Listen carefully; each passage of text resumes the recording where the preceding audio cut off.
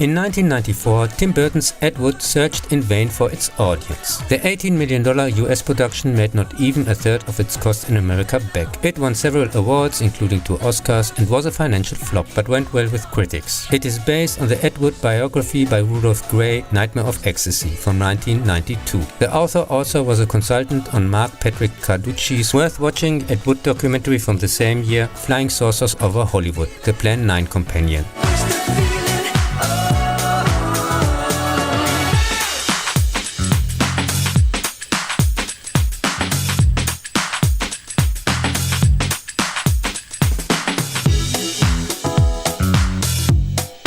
Other interesting documentaries on the subject: 1994's Look Back in Angora by Ted Newsom, and 1996 The Haunted World of Edward D. Wood Jr. by Brett Thompson. Edward Davis Wood Jr. was an US film director who, due to lack of money, also often took many other functions on his so-called movies.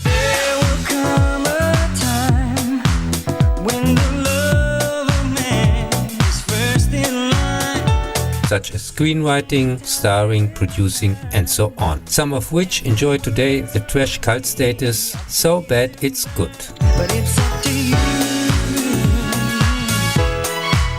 He made also some short films. Wood also tried his luck as a writer, made numerous novels and short stories that often took up themes of his movies again, and wrote, sometimes only as a co-author, unnamed, under pseudonym. For example, in the case of Excited from 1970, his participation is only suspected, several scripts for other movies.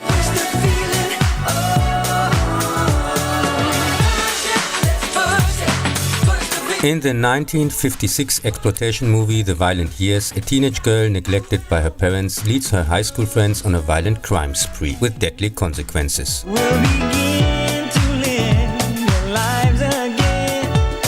In the horror movie The Bride and the Beast from 1958, a woman believes she was a gorilla in her former life and ends up running away into the jungle with an ape while her betrayed husband watches them helplessly. In the 1959 nudie cutie Revenge of the Virgins, a tribe of female Indians, of course constantly naked, vows to do everything in their power to stop the white settlers. This, of course, explains why there is no more Indiania.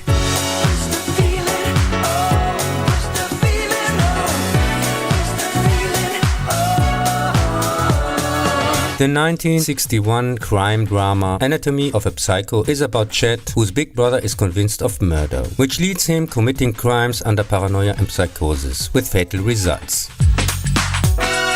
The 1963 comedy Shotgun Wedding was, except for a few clips, not available to me. In the horror nudie cutie Orgy of the Dead from 1965, a horror writer and his girlfriend witness the depravity of the damned after a car accident. The devil, aka fortune teller Criswell, demands entertainment from the female souls under his control. In the sci-fi horror Venus Trap, aka The Revenge of Dr. X, an American scientist, while on vacation in Japan, crossbreeds various flesh-eating plants to create an almost human creature, which needs human blood, and gets, of course, out of control. In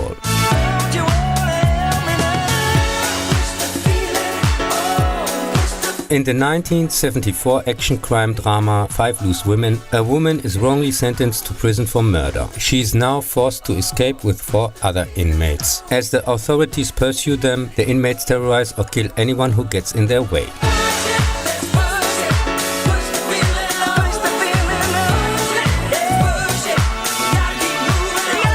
Ed Wood's 1965 self-written autobiography Hollywood Red Race was published posthum in 1998, 20 years after his death.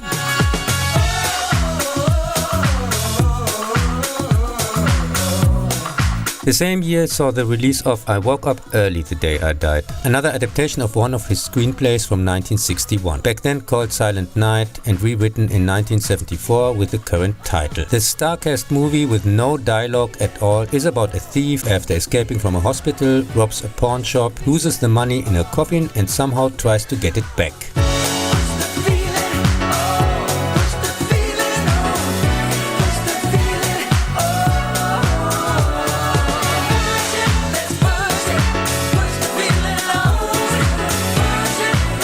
Some of the movies Ed Wood directed himself are considered lost. There is not even a picture, but sometimes material does turn up.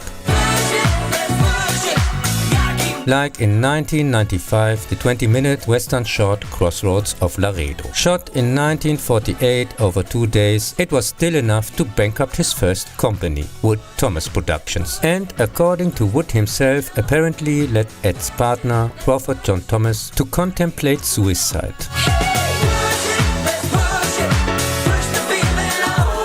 1951, the sun was setting. This made-for-TV, very slow-paced short is about a woman who, thanks to a mysterious illness, has only a short time to live and can't leave the house, because the excitement would kill her, unlike the audience who rather dies of boredom. Push the feeling on, push it, let's push it, I gotta keep moving on.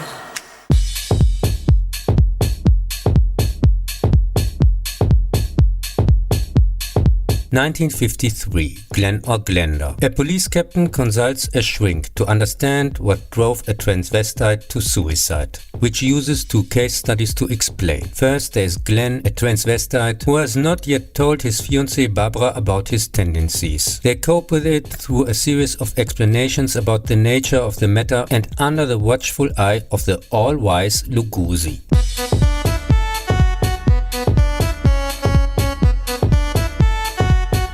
Second is the story of the transvestite Ellen, who finally decides to undergo a sex change to become Anne. The movie has no continuous plot, but mainly revolves around Glenn, who confesses at the end his nature to his girlfriend. The various plot elements are supplemented several times by fudged-in unrelated material, and Bela Lugosi embodies a scientist who plays no recognizable role in the movie.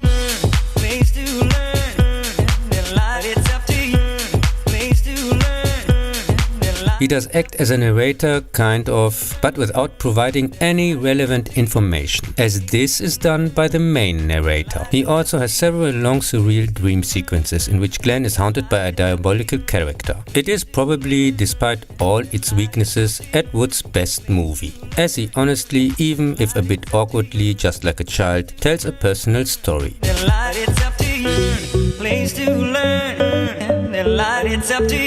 In the same year appeared also Crossroad Avenger, The Adventures of the Tuxoon Kid. The short pilot for a never-realized Western series is about an agent who wants to clarify undercover an insurance case. The only thing here that needs clarification is for whom the hell this uninteresting, even back then dated Western was restored for. It's up to you, place to learn. It's up to you, place to learn. It's up to you. Their lives again, their light of coolest, their lives again, their light of coolest, their lives again. 1954, Jailbait. The criminal son of a plastic surgeon is shot during trying to turn himself in. The shooter forces the father to give him a new face, and he uses the opportunity to avenge his dead son. The movie is a hodgepodge of all the unpleasant 1950s cliches, woodenly acted, and even has a blackface scene.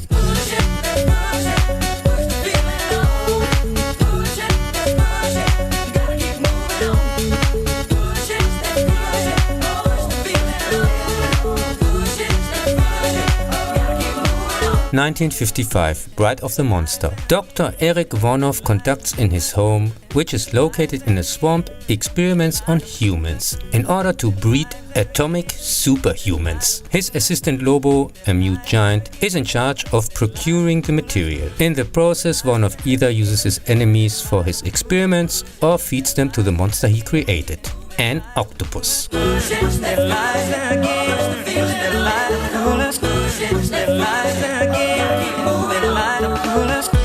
After the journalist Janet Lawton has found out about Vonoff, she almost becomes his victim herself. The story is more than far-fetched. The special effects a joke, and for many involved who visibly lack acting experience, it is the first and last time in front of a camera. But still it is the closest Ed came to getting it right. With a working octopus, a better laboratory set, and for sure a better leading man, this could have been really good. It is by far the most entertaining Ed Wood movie and my personal favorite. Place to learn, the light, it's up to you. Place to learn, the light, it's up to you. Place to 1959. Plan 9 from outer space. Aliens try to contact mankind because they fear they could destroy the whole universe with a solar bomb. As a warning, they want to bring back the dead with rays. The alien spaceship lands on a cemetery where 3 deceased get revived and start to walk around like zombies. An old man who got run over by a car, his dead wife, and police inspector Clay, who was murdered by them. Meanwhile, UFOs are sighted all over the country and fought by the army.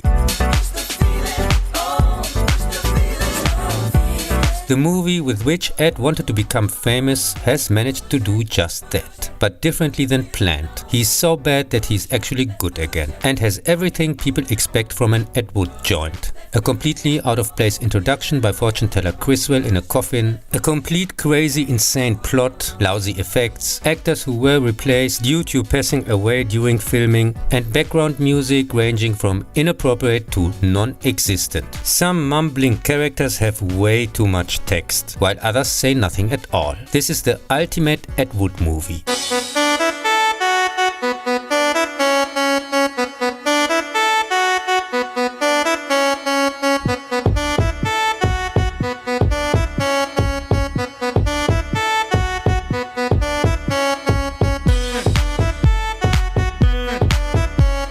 In the same year was The Night of the Ghouls, but in fact it wasn't. It sat unreleased for 23 years on the shelf because Wood couldn't pay the lab. The sequel to Plan 9 about The Walking Dead, again with Criswell Coffin intro, who narrates the movie but this time also has an acting role in the final, is also the third part of the so-called Kelton trilogy. Policeman Kelton already appeared in Bride of the Monster and Plan 9 from Outer Space.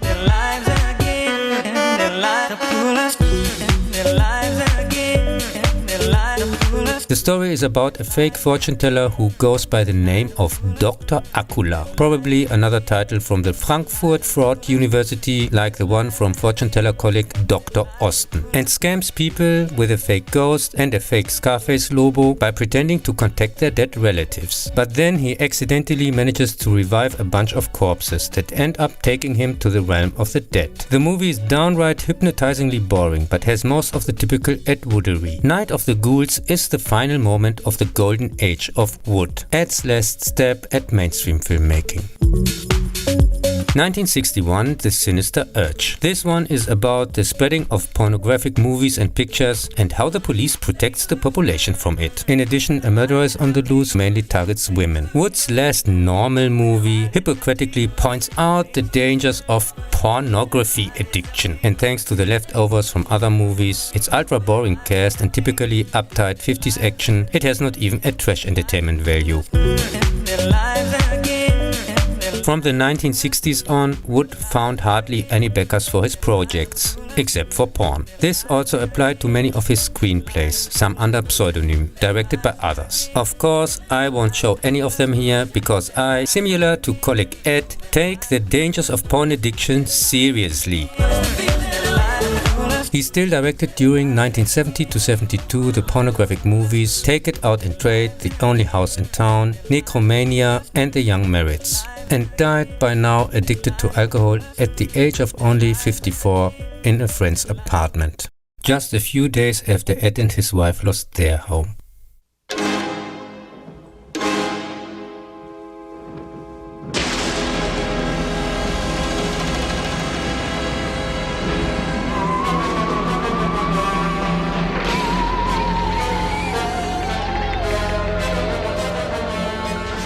Greetings, my friend. You are interested in the unknown, the mysterious, the unexplainable. That is why you are here. Can your heart stand the shocking facts of the true story of Edward D. Wood, Jr.?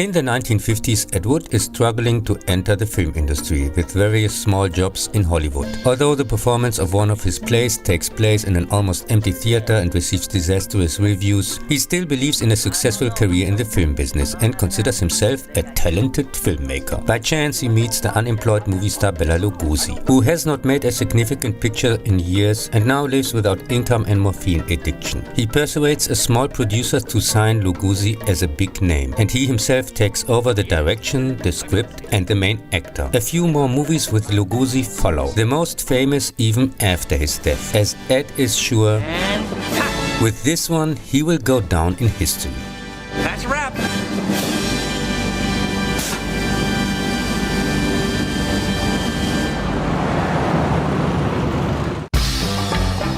The soundtrack by Howard Shore is an ingenious homage to the music from the original Ed Wood movies and fits perfectly with the black and white images on the screen. Originally, director Tim Burton was supposed to make the movie with Columbia Pictures, but they wanted him to use color, so he switched to Disney. The top-class cast had next to Johnny Depp stars like Bill Murray, Sarah Jessica Parker and Martin Landau, who got for his fantastic portrayal of Bela, among others, an Oscar. The scenes in which Ed Wood movies were reenacted are incredibly close to the originals. This is true not only for the settings but also for the dialogues. Tim Burton, director of Batman, Beetlejuice, and Edward Scissorhands, now takes you to a completely different world. The true story of a Hollywood legend, Ed Wood. And action! He made movies like no one else. You want to keep moving. You've got to get through that door. Ah, that was perfect. Perfect. Do you know anything about film production? Well, I like to think so. He had an eye for talent. I met Bela Lugosi. Well, I thought he was dead. This is the most uncomfortable coffin I've ever been in. No, he's very much alive. You flying saucer? He had a passion for storytelling. Get me transvestites. I need transvestites. You're flashy. They want that. Okay. But they want professionalism. So nix on the Nelly without losing naivete. What kind of a movie is this? When I saw the movie for the first time, it was on video. Again, it was one of those I would have loved to see on the big screen. But it was either not playing anywhere or cancelled too early. Ed Wood is absolutely perfect and on the short best of all times list. It's Tim Burton's most impressive work, and the same goes for Johnny Depp. Excellent cast down to the smallest supporting role. It's a fireworks of gags, interesting characters and incredibly realistic sets. Tim Burton has a fable for old horror movie stars and knows how to stage them respectfully, as he did with the casting of Vincent Price in Edward Scissorhands. This time he manages the amazing task on one hand, drawing attention to the sad fate of many old stars, which, after fading fame, often ended up poor, left alone and addicted, trying to survive with trash productions. On the other hand, he sets a heartwarming monument for two of them that gives those fans who may only have the relegation period in mind a different perspective, making them think. Really? Worst film you ever saw? Well, my next one will be better. Hello?